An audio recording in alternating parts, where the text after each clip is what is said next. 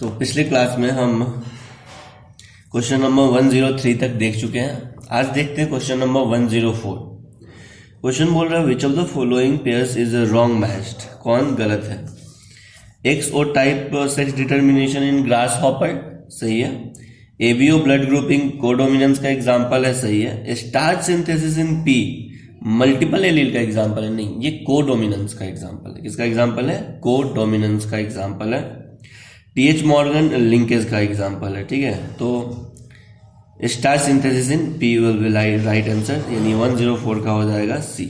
Next question है select the correct statement. Spliceosome take part in translation, नहीं, spliceosome translation में part नहीं लेता है, और स्प्लाइसिंग में पार्ट लेता है। Punnett square was developed by British scientist, सही है, ठीक है। यानी जो पनेट स्क्वायर है उसको ब्रिटिश साइंटिस्ट ने डेवलप किया था, पनेट ने। नेक्स्ट है Franklin stall coined the term linkage, तो ये गलत बात है ना। लिंकेज टर्म टीएच मॉर्गन ने डिस्कवर या कॉइंड किया था। नेक्स्ट है transduction was discovered by Altmann, नहीं, ट्रांसडक्शन हर्शे एंड चेज ने परफॉर्म किया था, ट्रांसडक्शन एक्सपेरिमेंट। क्लियर है। तो नेक्स्ट क्वेश्चन की तरफ बढ़ते हैं हम अपना। नेक्स्ट क्वेश्चन है the experimental proof for semi conservative replication of DNA was first shown in, सबसे पहले मिसल्सल एंड स्टॉल ने दिखाया था और बैक्टीरिया पे दिखाया था, ठीक है। उसके बाद टेलर ने दिखाया था यूकैरियोटिक पे। तो right answer will be bacterium. Next है which of the following flowers only once in its life time, which of the following flowers only one is life time, मतलब कौन सा फ्लावर है जो सिर्फ एक ही बार होता है अपने लाइफ टाइम में, और वो है बैम्बू, ठीक है। एनसीईआरटी 11th में आप पढ़ चुके हैं। नेक्स्ट है ऑफसेट आर प्रोड्यूस्ड बाय, तो ऑफसेट जो है ना, ऑफसेट में आपको पता है क्या होता है, subaerial modification of stem है ऑफसेट। इसमें क्या होता है, एक नोड से और फिर दूसरा नोड इलोंगेट करता है, फिर दूसरा नोड बनता है। तो नोड के लोअर एंड से रूट का फॉर्मेशन और नोड के अपर एंड से लीफ का फॉर्मेशन होता है। किसका? लीफ का फॉर्मेशन होता है, कुछ ऐसा, ठीक है। और ये आपको पता है vegetative growth due to mitotic division, क्या? Mitotic division. तो right answer mitotic division. Next है select the correct match. Meselson and Stahl Pisum sativum पे एक्सपेरिमेंट, नहीं, ऐसा तो कुछ उन्होंने नहीं किया। नेक्स्ट है Alfred Hershey and Chase, Hershey and Chase TMV पे एक्सपेरिमेंट किया, नहीं, बैक्टीरियोफाज एंड इकोलाई पे एक्सपेरिमेंट किया था। नेक्स्ट है अपना Alex Jeffreys Streptococcus pneumoniae DNA fingerprinting, Alex Jeffrey.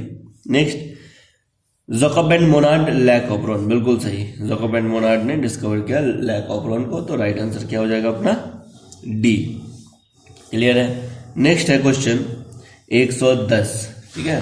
ये क्वेश्चन आपसे बोल रहा है ना which of the following has proved helpful in preserving pollen as a fossils, है ना। इसमें से कौन है जो पॉलन को फॉसिल्स के रूप में प्रिजर्व करने में हेल्प किया?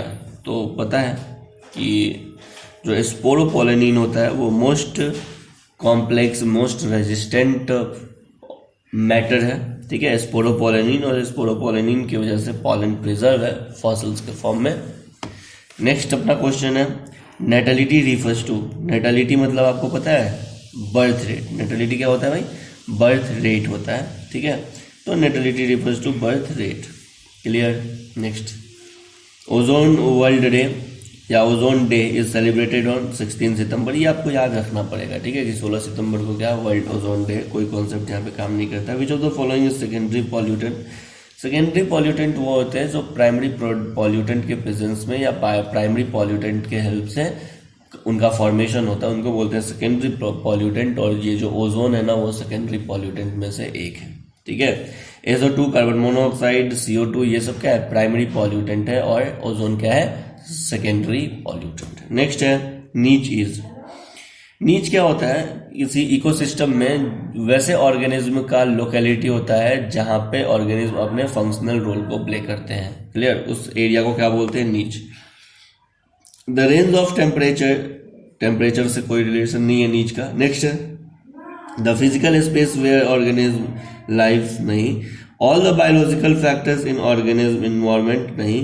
The functional role played by an organism where it lives, ये जहां पे रहते हैं और जहां फंक्शनल रोल प्ले करते हैं उस स्पेसिफिक एरिया को क्या कहते हैं? नीच कहते हैं।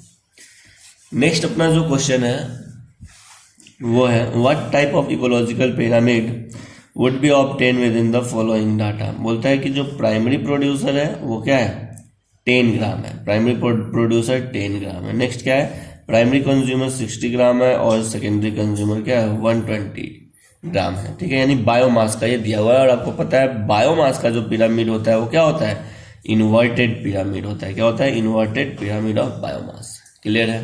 Next, in a stratosphere, which of the following element act as a catalyst in degradation of ozone and release molecular oxygen? तो स्ट्रेटोस्फीयर में वो क्लोरीन होता है, क्लोरीन जो क्या करता है, क्लोरीन क्या करता है चैन रिएक्शन करता है ओजोन के साथ और फ्री मॉलिक्यूल्स प्रोड्यूस करता है। क्लियर है, तो याद रखना है क्लोरीन। नेक्स्ट है which of the following which two functional groups are characteristic of sugar. Sugar का टू फंक्शनल ग्रुप कौन सा है? Carbonyl and phosphate, carbonyl and methyl, hydroxyl and methyl and carbonyl and hydroxyl.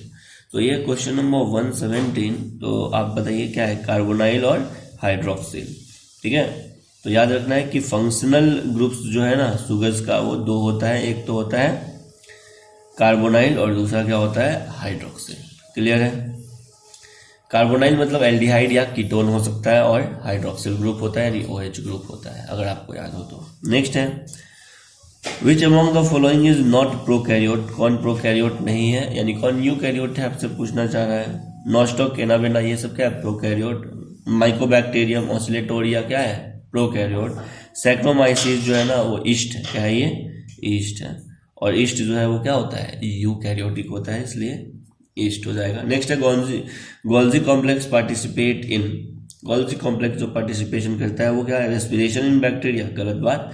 Formation of secretary वेजाइकल्स, बिल्कुल सही। जो secretary वेजाइकल्स होता है उसके फॉर्मेशन में गोल्जी बॉडी अपना रोल प्ले करता है। फैटी एसिड ब्रेकडाउन नहीं, एक्टिवेशन ऑफ एमिनो एसिड नहीं। ठीक है, तो right answer will be B. Next है which of the following is not product of light reaction of photosynthesis. कौन लाइट रिएक्शन ऑफ फोटोसिंथेसिस का प्रोडक्ट नहीं है? आपको पता है लाइट रिएक्शन में बनता है NADPH और बनता है ऑक्सीजन और बनता है कुछ और क्या कुछ बनता है भाई ATP भी बनता है। यानी लाइट रिएक्शन में NADPH बनता है और क्या बनता है ATP बनता है और क्या बनता है ऑक्सीजन बनता है, लेकिन NADH नहीं बनता है। ठीक है, तो याद रखना है कि लाइट रिएक्शन का प्रोडक्ट NADH नहीं है, NADP है, ATP है और ऑक्सीजन है।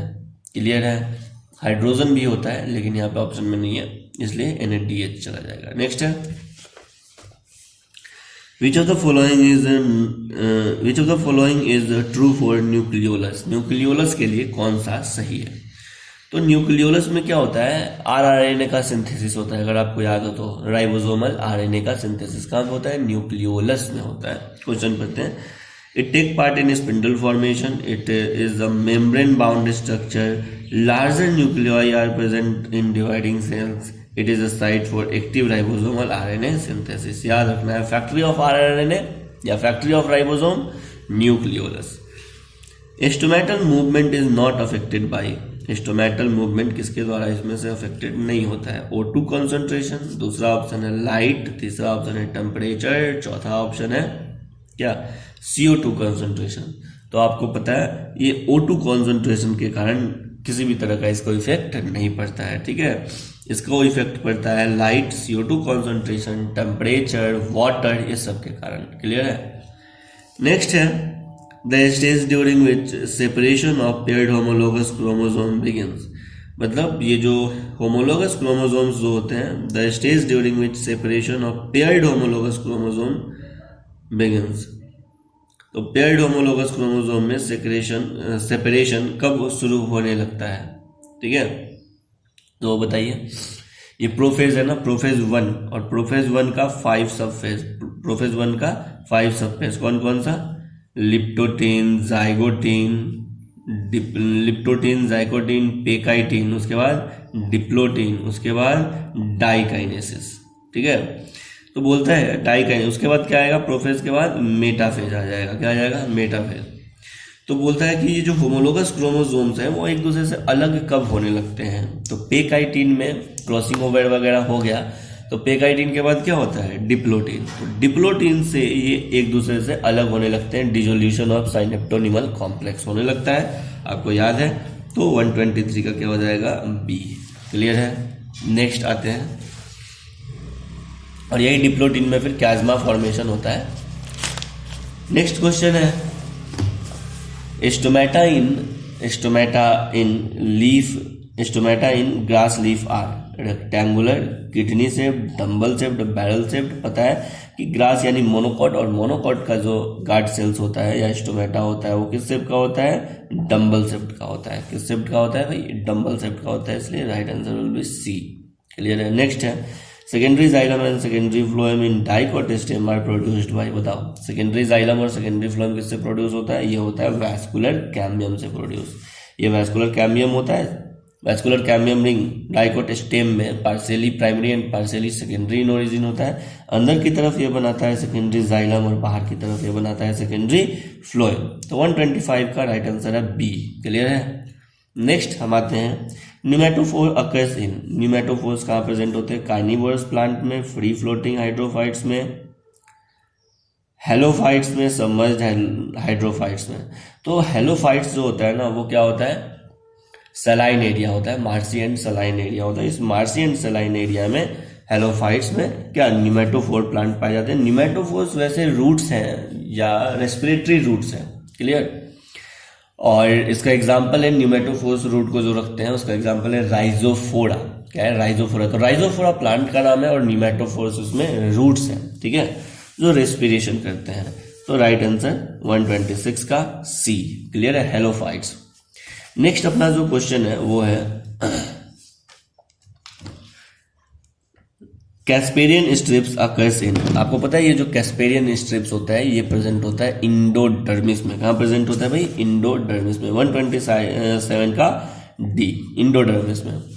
तो कैस्पेरियन स्ट्रिप्स क्या है, तो आपको पता है जैसे लेयर आपको देखना है तो सबसे बाहर होता है एपिडर्मिस, एपिडर्मिस के नीचे हाइपोडर्मिस, हाइपोडर्मिस के नीचे जनरल कॉर्टेक्स और जनरल कॉर्टेक्स के नीचे इंडोडर्मिस। ये जो इंडोडर्मिस है ये कॉर्टेक्स का इनर मोस्ट लेयर भी है। क्या है, कॉर्टेक्स का इनर मोस्ट लेयर है। इस इंडोडर्मिस के वॉल पे टेंजेंशियली और रेडियल वॉल पे सुबेरिन का डिपोजिशन हो जाता है, और सुबेराइज्ड इंडोडर्मिस वॉल को क्या बोलते हैं, कैस्पेरियन स्ट्रिप्स कहते हैं। क्या कहते हैं, कैस्पेरियन स्ट्रिप्स कहते हैं। तो कैस्पेरियन स्ट्रिप्स कहाँ प्रेजेंट होता है, इंडोडर्मिस में। नेक्स्ट है, plant having little or no secondary growth are, plant having little or no secondary growth, किसमें या तो सेकेंडरी ग्रोथ नहीं होगा या थोड़ा सा होगा। Coniferous, deciduous angiosperm, grasses, cycads. देखो आपको पता है कि जिम्नोस्पर्म और डाइकॉट में क्या होता है, जिम्नोस्पर्म और डाइकॉट में हमको देखने को मिलता है सेकेंडरी ग्रोथ, ठीक है, लेकिन मोनोकॉट में सेकेंडरी ग्रोथ देखने को नहीं मिलता है, या टेरिडोफाइट में सेकेंडरी ग्रोथ देखने को नहीं मिलता है। तो कॉनिफरस, जिम्नोस्पर्म, ये एंजियोस्पर्म, ये जिम्नोस्पर्म, और एक मोनोकॉट का ये एग्जाम्पल है ग्रासेस, यानी यहाँ पे सेकेंडरी ग्रोथ देखने को नहीं मिलेगा। Sweet potato is a, sweet potato क्या है, स्वीट पोटैटो है मॉडिफाइड एडवेंटिशियस रूट। बिल्कुल सही, क्या है, मॉडिफाइड एडवेंटिशियस रूट। हम लोग पढ़ चुके हैं कि स्वीट पोटैटो क्या होता है, मॉडिफाइड एडवेंटिशियस रूट। नेक्स्ट है, which of the following statement is correct, कौन सा स्टेटमेंट इसमें से सही है। Horsetails are gymnosperm, Selaginella is heterosporous, while Salvinia is homosporous. कौन सा करेक्ट ऑप्शन है ये आपको चूज करना है, ठीक है। तो यहाँ पे क्या आ जाएगा, हॉर्सटेल्स आर जिम्नोस्पर्म नहीं, हॉर्सटेल्स जो होते हैं वो टेरिडोफाइट्स होते हैं, अगर आपको ध्यान हो तो। नेक्स्ट है, Selaginella is heterosporous and Salvinia is homosporous. नहीं, स्लेज्निना एंड सेल्विनिया दोनों ही क्या है, हेटेरोस्पोरस है। Ovules are not enclosed by ovary wall in gymnosperm. नहीं भाई, ओव्यूल्स जो होते हैं वो ओवरी वॉल से इनक्लोज नहीं होता। अच्छा ठीक है, कौन सा करेक्ट है ना, ovules are not enclosed by ovary wall. बिल्कुल, यहाँ पे ओव्यूल्स ओवरी वॉल से कवर्ड नहीं होते, इसलिए तो ये नेक्ड सीड होते हैं gymnosperm. Stems are usually unbranched in both cycas and cedrus. ठीक है, तो नहीं, ऐसा नहीं है, सेट्रस में ब्रांच्ड होता है। क्लियर। तो आज के लिए इतना ही, 130 क्वेश्चन तक। अगले फिर अपने सेशन में हम देखेंगे आगे 130 के। क्लियर है, थैंक यू।